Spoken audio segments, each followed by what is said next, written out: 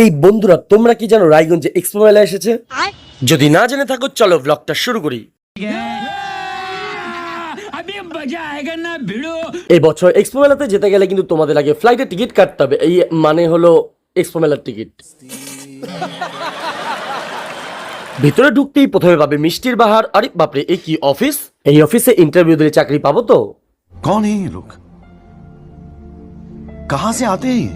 তারপর এক্সপো মেলা চারিদিক চক্রের মতো ঘুরতে ঘুরতে, আরে বাপরে ভূত! এগুলো কেমন বাচ্চা কাচ্চা ভাই, ভূত দেখো ভয় পায় না? আমি তো দেখি ভাই আমার ইয়ে হয়ে গিয়ে, না বলবো না।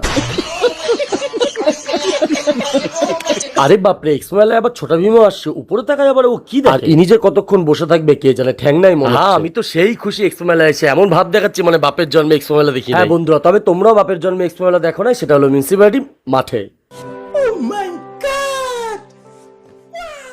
আর বন্ধুরা মনে করে বলো, এক্সপো মেলা এসে তোমরা কত টাকা শ্রাদ্ধ করেছো আমাকে কমেন্ট করে অবশ্যই জানাও।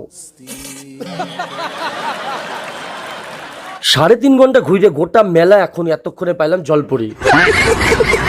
কি 100 টাকার টিকিট? 100 টাকায় তো বিরিয়ানি খায় পেট ভরে যাবে। তো বন্ধুরা, এই প্রথমবার আমি ফানি ভিডিও বানালাম, ভুল ত্রুটি হলে মাফ করবেন। ঠিক আছে, রাখি, ভালো থাকবেন, গুড বাই, টাটা।